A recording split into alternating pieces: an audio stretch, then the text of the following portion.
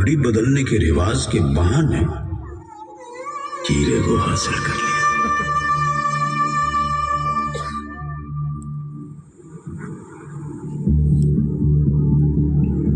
खौफनाक हमलों, लूटपाट और लंबे संघर्ष के बाद कभी शाम से खड़ा ये लाल किला अब खोखला हो गया था।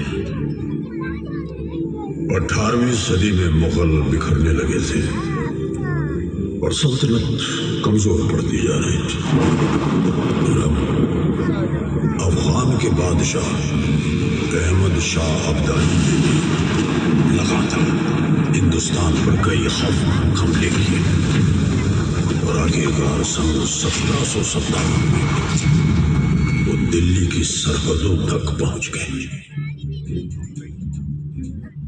उस वक्त राज कर रहा मुगल बादशाह आलमगीर बस नजीब के हाथों की एक कठपुतली बनकर रह गया और ताकतवर बनने की चाह में उसने आलमगीर कुल्बे का कत्ल कर दिया। वो कहां जानता था कि उसकी इस हरकत का जवाब मुगल मराठों के साथ मिलकर देंगे। मदद के लिए आई मराठों की विशाल और शक्तिशाली फौज ने किले को बाहर से घेर लिया। अब नजीब या तो मराठों की हर शर्त मान ले या फिर मरने के लिए तैयार हो जाए।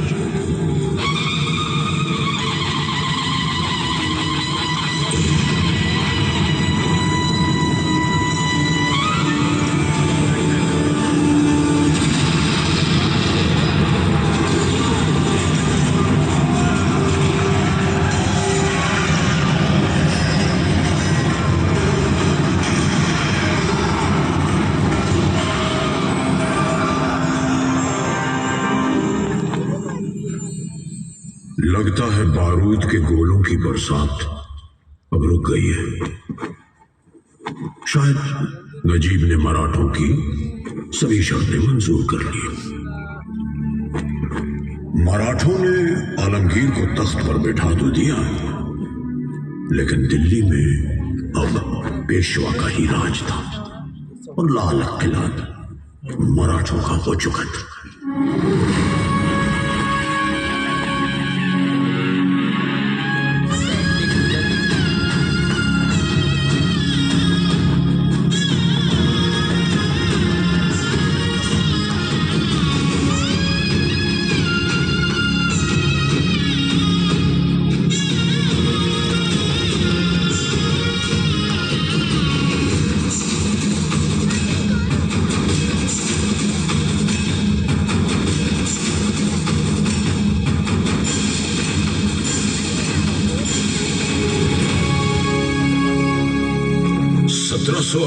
से लेकर लगभग 20 सालों तक मराठे दिल्ली में मौजूद रहे,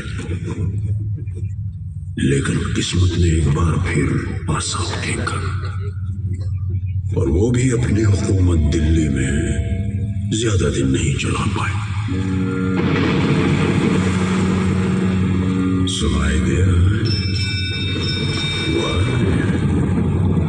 वही भारत के इतिहास में बसी एक दर्दनाक याद को जन्म देने वाली ब्रिटेन से आई ईस्ट इंडिया कंपनी। और ईंट का जवाब पत्थर से देने वाले भारतीय कहां चुप बैठने वाले थे। जगह जगह विद्रोह की आग भड़कने लगी। नाना साहब, तातिया टोपे, अजीमुल्लाह, बांदा का नवाब और झांसी की रानी अब आजादी की जंग के लिए तैयार होने लगे। गुप्त पैगाम कमल और रोटी के जरिए गांव-गांव घूमने लगे ताकि अंग्रेजों को इस बगावत की खबर न लगे। 10 मई 1857 के दिन क्रांतिकारी आजादी का नारा लगाकर मेरठ से दिल्ली की ओर निकल पड़े, बादशाह हिंद को अपने फर्ज की याद दिलाने। बादशाह हिंद यानी कि मुगलिया हुकूमत का आखिरी वारिस बहादुर शाह जफर। बादशाह सलामत रहे। हुजूर,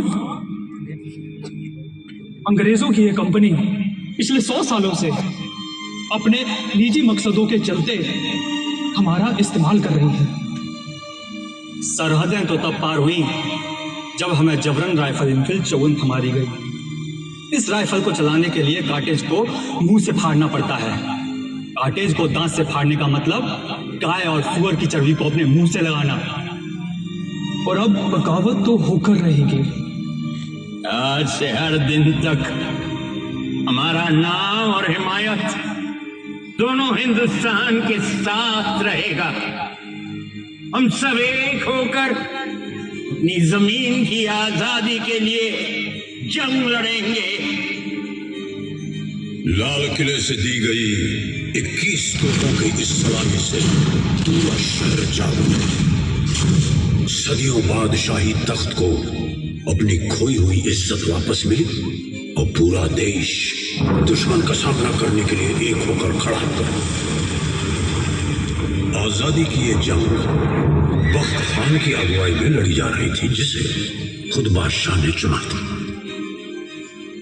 हिंदुस्तानी फतेह के बहुत करीब थे जब बख्त खान ने बादशाह से अपनी अगुवाई में एक आखिरी जंग लड़ने की दरख्वास्त की।